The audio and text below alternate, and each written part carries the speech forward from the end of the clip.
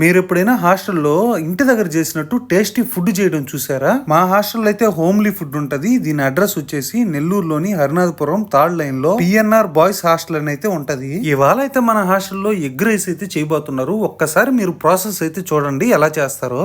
ముందుగా పెద్ద బాండల్ని పెట్టి అందులో ఆయిల్ పోసి గుడ్లన్నీ గుట్టి అందులో వేసేసి సాల్ట్ అదే విధంగా టేస్ట్ సాల్ట్ వేసేసి బాగా కలుపుకోవాలా. అయిపోయాక అల్లం వెల్లుల్లి పేస్ట్ అదే విధంగా పచ్చిమిర్చి పేస్ట్ చేసేసి కాస్తంత పసుపు వేసుకొని అదే విధంగా ముందుగా తరిగి పెట్టుకున్న క్యారెట్ ముక్కలు, దాంతోపాటు ముందుగా కట్ చేసి పెట్టుకున్నటువంటి క్యాబేజీ ముక్కలు కూడా అందులో వేసేసి వాటిని నీట్ గా అయితే కలుపుకునేయాలా. తర్వాత 2 పిడికిల కరివేపాకు అందులో వేసేసి అదే విధంగా కొత్తిమీర పుదీనా వేసేసిన తర్వాత ఒక్కసారి అయితే చూడండి ఎలా ఉందో. ఇప్పుడు మనం 2 చెంచాల ఎర్రకారం వేసేసి అదే విధంగా టేస్ట్ కు తగినట్టు ధనియాల పొడి, చికెన్ మసాలా అయితే అందులో వేసేసి బాగా వేయించుకోవాలా.